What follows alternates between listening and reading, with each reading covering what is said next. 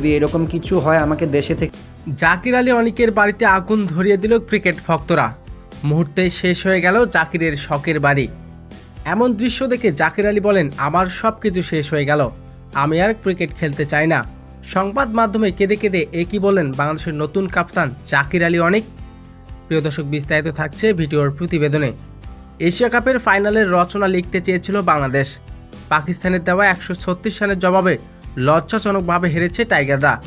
একমাত্র সাইব হাসান আর শামীম পাটোয়ারি ছাড়া সবাই ব্যাট হাতে ছিলেন ব্যর্থ বললে হবে না, বাকি ক্রিকেটারদের ছিল না কোনো দায়িত্ব। যাকে কিনা একসময় ফিনিশিয়ার হিসাবে ভাবা হয়েছিল, তিনি এখন ডট বলে রাজা। ব্যাট হাতে বরাবরই ব্যর্থ প্রত্যেকটা ম্যাচে। তাকে কিনা দেওয়া হয়েছে ভারতের বিপক্ষে অধিনায়ক জাকির আলী অনিককে। যেখানে পাকিস্তানের বিপক্ষে গুরুত্বপূর্ণ ম্যাচ, সেখানে মাত্র 9 বলে 5 রানের এক ইনিংস খেলেন। আর পাকিস্তানের দেওয়া 136 রান চেঞ্জ করতে পারেনি বাংলাদেশ। আসলেই বাংলাদেশ লজ্জাজনকভাবে হেরেছে। এই হার যেন মেনে নিতে পারেনি বাংলাদেশ ক্রিকেট ভক্তরা। তবে সংবাদ মাধ্যমে এসে জাকির আলী বলেন, আমার ব্যর্থতা আমি নিজেকে কখনো ক্ষমা করতে পারবো না, আমার কারণে আজকে দল হেরেছে।